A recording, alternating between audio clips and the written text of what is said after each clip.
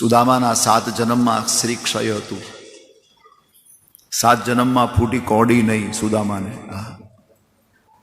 અને એ પહેલા જન્મમાં સુદામાને એટલું બધું આપી દીધું. પોતાની જે સંપત્તિ હતી ને ભગવાન કૃષ્ણ એમાંથી અડધો ભાગ આપ્યો છે. ના, 2 મુઠ્ઠી પૌવા ખાધા એટલે 2 ભાગ આપી દીધા.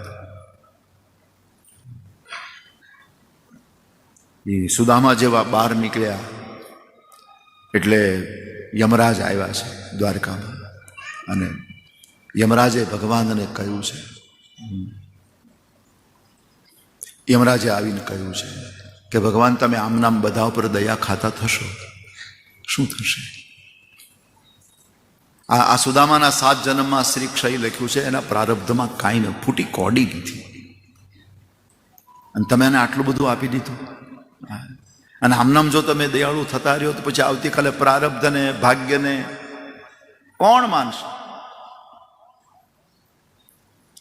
યમરાજનો હાથ પકડીને ભગવાન કૃષ્ણએ કહ્યું, જમરાજ, જે માણસ પોતે ભૂખ્યો રહીને મને ભોજન કરાવે એને હું ભૂખ્યો રાખું કઈ રીતે?